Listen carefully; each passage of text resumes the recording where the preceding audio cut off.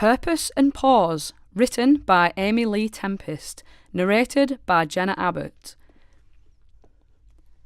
People talk. People talk a lot. People talk like they're pouring alphabet spaghetti all over the floor. They rarely make sense and always leave a mess. Lilly Rose talked too. When Lilly Rose talked, she talked with purpose and pauses, but only when she felt safe. The bully talked often. She would hear him in class, down the corridors and in the library. When he talked to Lilly Rose, he would drop his voice to a growl. That's when she felt the least safe of all. "What's wrong with you? Why don't you talk?" Lilly Rose tugged at her stretched school jumper. "And why's your jumper miles too big?" She felt something in her throat. Maybe her words were stuck. She loosened her tie, but still no words came. And then the bully left, kicking her rucksack down the corridor.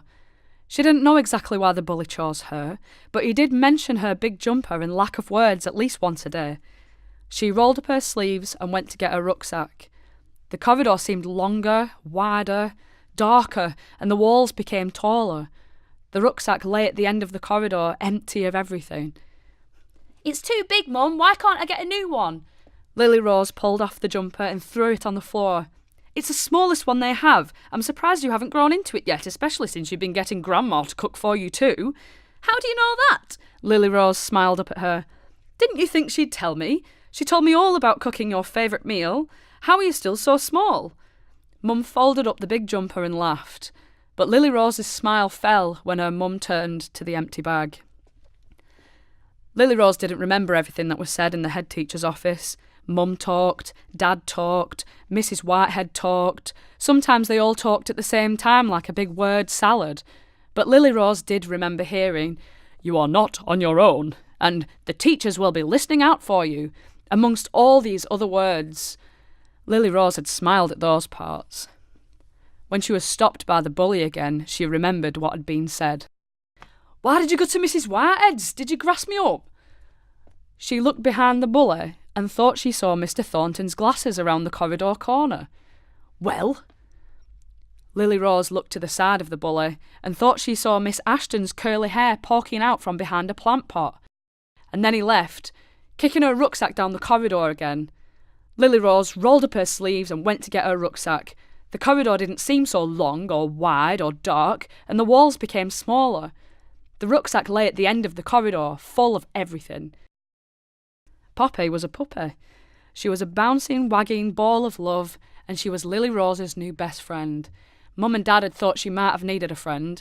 The workers at the pet rescue centre thought that Poppy had very much needed a friend too. They walked through the hot summer sun together. They played in the fallen autumn leaves, and they talked their way through winter, huddled up side by side. Poppy talked. Poppy talked a whole lot, though Poppy didn't talk like people. When Poppy talked, she talked with purpose and pauses, but only when she felt safe. She talked with licks, tail flicks, and softening brown eyes. But best of all, Poppy listened. She listened to Lilly Rose and her tales of the bully until the bully didn't matter much at all. She listened to her hopes and dreams and never once interrupted her to tell her they were silly. "I will get a car, Poppy, and I will drive to college where I'll make more friends and I'll share them all with you." Poppy's paws stretched further out towards her. "And I'll drive you to the beach." And for that, Lilly Rose got the biggest lick. Lilly Rose unfolded her school jumper and put it over her perfectly groomed ponytail, pushed through her arms and rolled it down over her tummy. "See, Mum, it fits now." "That's because you've grown, all thanks to mine and your grandma's cooking." Lilly Rose looked down at Poppy and she thought she might have caught her wink.